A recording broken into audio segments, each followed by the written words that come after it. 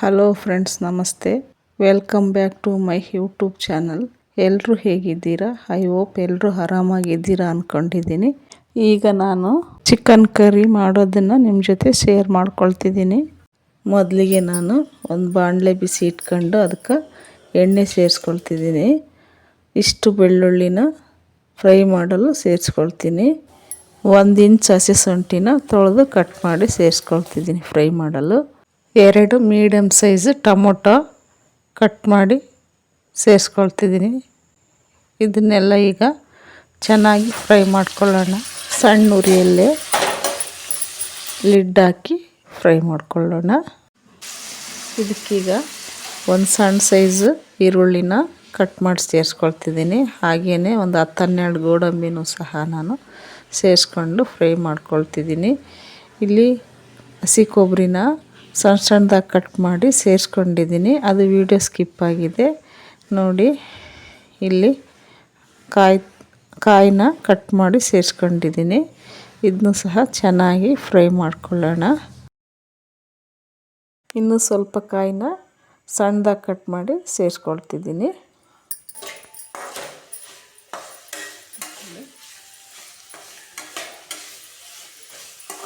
ಇದು ಚೆನ್ನಾಗಿ ಫ್ರೈ ಮಾಡ್ಕೊಳ್ಳೋಣ. ಈರುಳ್ಳಿ, ಬೆಳ್ಳುಳ್ಳಿ, ಹಸಿಶುಂಠಿ, ಕಾಯಿ ತುರಿ, ಗೋಡಂಬಿ, ಟೊಮೊಟೊ ಹಾಕಿ ಚೆನ್ನಾಗಿ ಫ್ರೈ ಮಾಡ್ಕೊಂಡಿದ್ದೀನಿ. ಈಗ ಇದನ್ನು ಆಫ್ ಮಾಡ್ಕೊಂಡು ತಣ್ಣಗಾದ್ಮೇಲೆ ಮಿಕ್ಸಿ ಮಾಡ್ಕೊಂಡು ಬರ್ತೀನಿ.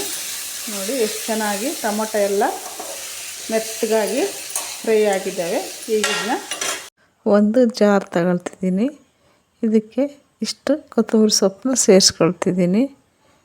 ಫ್ರೈ ಮಾಡಿ ತಣ್ಣಗಾಗಿರೋ ಈ ಎಲ್ಲ ಐಟಮ್ಸ್ನ ಇದಕ್ಕೆ ಸೇರಿಸ್ಕೊಳ್ತಿದ್ದೀನಿ. ಇದನ್ನೀಗ ನಾನು ಮಿಕ್ಸಿ ಮಾಡ್ಕೊಂಡು ಬರ್ತೀನಿ. ನೋಡಿ ನಾನು ಮಿಕ್ಸಿ ಮಾಡ್ಕೊಂಡು ಬಂದಿದ್ದೀನಿ. ಈಗ ಸ್ವಲ್ಪ ನೀರು ಸೇರಿಸ್ಕೊಂಡು ಮತ್ತೆ ಮಿಕ್ಸಿ ಮಾಡ್ಕೊಂಡು ಬರ್ತೀನಿ. ಈಗ ಮಸಾಲೆ ರೆಡಿ ಆಯಿತು. ಅದೇ ಬಾಣಲೆಗೆ 1 ಸ್ಪೂನ್ ಬೆಣ್ಣೆ ಹಾಕ್ಕೊಳ್ತಿದ್ದೀನಿ. ಹಾಗೆಯೇ ಒಂದು ಟೇಬಲ್ ಸ್ಪೂನಷ್ಟು ಎಣ್ಣೆ ಸೇರಿಸ್ಕೊಳ್ತೀನಿ. ಎಣ್ಣೆ ಬಿಸಿ ಆದಮೇಲೆ ಸಣ್ಣದಾಗಿ ಕಟ್ ಮಾಡಿರೋ ಒಂದು ಈರುಳ್ಳಿನ ಸೇರಿಸ್ಕೊಳ್ತಿದ್ದೀನಿ. ಈರುಳ್ಳಿ ಚೆನ್ನಾಗಿ ಫ್ರೈ ಆಗಬೇಕು. ಅಷ್ಟರಲ್ಲಿ ನಾವು ಚಿಕನ್ನ ತೊಳೆಯೋಣ. ಇದು ಅರ್ಧ kg ಚಿಕನ್ ಇದೆ. ರಾತ್ರಿ ಊಟಕ್ಕೆ ಅಷ್ಟೇ ಅಂತ ಮಾಡ್ತಾಯಿದ್ದೀನಿ. ನಾವೀಗ ಮನೇಲಿ 3 ಇದ್ದೀವಿ. ಊಟಕ್ಕೆ 3ಗಷ್ಟೇ ಮಾಡ್ತಿರೋದ್ರಿಂದ ಅರ್ಧ kg ಚಿಕನ್ ಮಾಡ್ತಾಯಿದ್ದೀನಿ. ನೋಡಿ ಇದನ್ನು ಈಗ ಒಂದು ಪ್ಲೇಟಿಗೆ ತಕ್ಕೊಂಬಿಡೋಣ. ಇದ್ರಾಗ ನೀರೆಲ್ಲ ಸಪ್ರೇಟ್ ಮಾಡ್ಕೊಳ್ಳೋಣ. ಈ ಚಿಕನ್ ಈಗ ನಾವು ಈ ಬಾಣಲೆಗೆ ಸೇರಿಸ್ಕೊಳ್ತಿದ್ದೀನಿ. ರುಚಿಗೆ ತಕ್ಕಷ್ಟು ಉಪ್ಪು ಸೇರಿಸ್ಕೊಳ್ತಿದ್ದೀನಿ. ಒಂದು ಅರ್ಧ ಸ್ಪೂನಷ್ಟು ಅರಿಶಿನದ ಪುಡಿ ಸೇರಿಸ್ಕೊಳ್ತಿದ್ದೀನಿ. 1-2 ಸ್ಪೂನ್ ಅಚ್ಚ ಖಾರದ ಪುಡಿ ಸೇರಿಸ್ಕೊಳ್ತಿದ್ದೀನಿ. 1 ಸ್ಪೂನ್ ಗರಂ ಮಸಾಲ ಪುಡಿ ಸೇರಿಸ್ಕೊಳ್ತಿದ್ದೀನಿ. ಇದನ್ನೆಲ್ಲ ಈಗ ನಾನು ಸಣ್ಣ ಉರಿಯಲ್ಲೇ ಚೆನ್ನಾಗಿ ಮಿಕ್ಸ್ ಮಾಡ್ಕೊಳ್ತಾ ಫ್ರೈ ಮಾಡ್ಕೊಳ್ತೀನಿ. ಯಾರೆಲ್ಲ ನನ್ನ ವಿಡಿಯೋ ನೋಡ್ತಾ ಇದ್ದೀರಾ, ನನ್ನ ಚಾನಲ್ ಸಬ್ಸ್ಕ್ರೈಬ್ ಮಾಡ್ಕೊಂಡು ವಿಡಿಯೋ ನೋಡಿ. ಹಾಗೆಯೇ ಪಕ್ಕದಲ್ಲಿರೋ ಬೆಲ್ ಐಕನ್ನ ಕ್ಲಿಕ್ ಮಾಡಿ ಆಲ್ ಅಂತ ಸೆಲೆಕ್ಟ್ ಮಾಡಿದರೆ ನಾನು ಹಾಕೋ ನೋಟಿಫಿಕೇಷನ್ ನಿಮಗೆ ಮುಂಚಿತವಾಗೇ ಬರುತ್ತೆ. ನನ್ನ ವಿಡಿಯೋ ಇಷ್ಟ ಆದಲ್ಲಿ ಪ್ಲೀಸ್ ಒಂದು ಲೈಕ್ ಕೊಡಿ. ಬನ್ನಿ ಈಗ ಲಿಡ್ ಹಾಕಿ ಸಣ್ಣ ಉರಿಯಲ್ಲೇ ಫ್ರೈ ಮಾಡ್ಕೊಳ್ತಿದ್ದೀನಿ. ನೋಡಿ ಎಷ್ಟು ಚೆನ್ನಾಗಿ ಮಸಾಲೆ ಖಾರ ಎಲ್ಲ ಹೊಂದ್ಕೊಂಡಿದೆ ಇದಕ್ಕೆ. ಇದನ್ನೇ ಈಗ ರುಬ್ಬಿರೋಂಥ ಮಸಾಲೆನ 1-2 ಸ್ಪೂನ್ ಸೇರಿಸ್ಕೊಳ್ತಿದ್ದೀನಿ. ಇನ್ನು 2 ಸ್ಪೂನಷ್ಟು ಮಸಾಲೆ ಉಳಿಸಿದ್ದೀನಿ. ಇದನ್ನು ನಾನು ಮಶ್ರೂಮ್ ಸಾರು ಮಾಡ್ತಾಯಿದ್ದೀನಿ, ಅದಕ್ಕೆ ಹಾಕ್ತಾಯಿದ್ದೀನಿ. ಹಾಗಾಗಿ ನಾನು ಮಸಾಲೆ ಉಳಿಸ್ಕೊಂಡಿದ್ದೀನಿ. ಇಲ್ಲಿ 2 ಸ್ಪೂನಷ್ಟು ಮಸಾಲೆ ಮಾತ್ರ ಇದಕ್ಕೆ ಸೇರಿಸ್ಕೊಂಡಿದ್ದೀನಿ.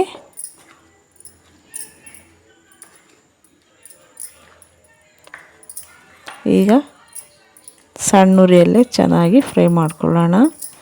ಇದು ಆಲ್ರೆಡಿ ಟೊಮೊಟೊ ಎಲ್ಲ ಫ್ರೈ ಆಗಿರೋದ್ರಿಂದ ತುಂಬ ಹೊತ್ತೇನು ಫ್ರೈ ಮಾಡೋ ಅವಶ್ಯಕತೆ ಇಲ್ಲ. ಸ್ವಲ್ಪ ಫ್ರೈ ಮಾಡಿದ್ದೀನಿ. ಈಗ ನಾನು ನೀರು ಸೇರಿಸ್ಕೊಳ್ತಿದ್ದೀನಿ. ನಿಮಗೆ ಎಷ್ಟು ಬೇಕೋ ನೀವು ಅಷ್ಟು ಗ್ರೇವಿಗೆ ನೀರು ಸೇರಿಸ್ಕೊಳ್ಳಿ. ನನಗೆ ಸ್ವಲ್ಪನೇ ಸಾಕು, ಯಾಕೆಂದರೆ ನಾವು ಮೂವರೇ ಇರೋದ್ರಿಂದ ನಾನು ಸ್ವಲ್ಪ ನೀರು ಸೇರಿಸ್ಕೊಂಡು ಸ್ವಲ್ಪ ಗ್ರೇವಿನೇ ಮಾಡ್ಕೊಳ್ತಿದ್ದೀನಿ. ನಿಮಗೆ ಇನ್ನೂ ಜಾಸ್ತಿ ಬೇಕು ಅನಿಸಿದರೆ ಅಷ್ಟು ಮಸಾಲೆನೂ ನಾನು ಮಾಡಿರೋಂಥ ಅಷ್ಟು ಮಸಾಲೆ ಹಾಕ್ಕೊಂಡು ಹೆಚ್ಚಿಗೆ ಗ್ರೇವಿ ಮಾಡಿಕೊಂಡು ಊಟ ಮಾಡ್ಬೋದು. ನಾನು ಮೂವರೇ ಇರೋದ್ರಿಂದ ನಾನು ಮಸಾಲೆನೂ ಕಡಿಮೆ ಹಾಕಿದ್ದೀನಿ, ಆ ಜೊತೆಗೆ ನೀರು ಕಡಿಮೆ ಹಾಕಿ ನಾನು ಚಿಕನ್ ಕರಿನ ಮಾಡ್ಕೊಳ್ತಿದ್ದೀನಿ. ಈಗ ಎಲ್ಲ ಮಸಾಲೆನೂ ಕ್ಲೀನಾಗಿ ಸೈಡಿಗೆ ಹತ್ತಿರೋದನ್ನೆಲ್ಲ ಕ್ಲೀನಾಗಿ ನೀರಿಂದ ಸ್ವಚ್ಛ ಮಾಡ್ಕೊಂಡು ಈಗ ಒಂದು ಲಿಡ್ ಹಾಕಿ ಚೆನ್ನಾಗಿ ಕುದಿಸ್ಕೊಳ್ತೀನಿ. ಈಗ ನಮ್ಮ ಫ್ರೈ ಚೆನ್ನಾಗಿ ಕುದ್ದು ರೆಡಿಯಾಗಿದೆ. ಬನ್ನಿ ಚಪಾತಿ ಜೊತೆ ಸರ್ವ್ ಮಾಡ್ಕೊಳ್ತಿದ್ದೀನಿ. ಎಷ್ಟು ಕಲರ್ಫುಲ್ಲಾಗಿ ಬಂದಿದೆ ನೋಡಿ ಗ್ರೇವಿ, ಅಷ್ಟೇ ಸಖತ್ ಟೇಸ್ಟಿಯಾಗಿದೆ. ನೀವು ಒಂದ್ಸಲ ಈ ಥರ ಟ್ರೈ ಮಾಡಿ ನೋಡಿ, ತುಂಬ ಚೆನ್ನಾಗಾಗಿದೆ. ಚಿಕನ್ ಕರಿನ ನೀವು ಚಪಾತಿ ಜೊತೆ, ರೊಟ್ಟಿ ಜೊತೆ, ಆಮೇಲೆ ರೈಸು ಯಾವುದಕ್ಕಾದರೂ ಒಳ್ಳೆ ಕಾಂಬಿನೇಷನ್ ಆಗುತ್ತೆ. ನಾನಿಲ್ಲಿ ಚಪಾತಿ ಜೊತೆ ಸರ್ವ್ ಮಾಡಿದ್ದೀನಿ. ಬನ್ನಿ ಇದನ್ನು ಟೇಸ್ಟ್ ಮಾಡೋಣ. ಈಗ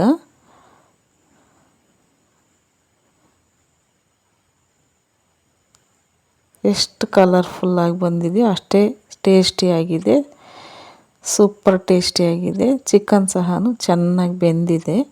ನಾನು ನಿಮ್ಮ ಜೊತೆ ಶೇರ್ ಮಾಡ್ಕೊಂಡಿರೋ ಈ ಚಿಕನ್ ಕರಿ ನಿಮಗೆ ಹೇಗೆ ಅನಿಸ್ತು ಅಂತ ಕಮೆಂಟ್ ಬಾಕ್ಸಲ್ಲಿ ತಿಳಿಸಿ. ನೋಡಿ ಸಖತ್ತಾಗಿ ಚಿಕನ್ ಬೆಂದಿದೆ. Thank you for watching.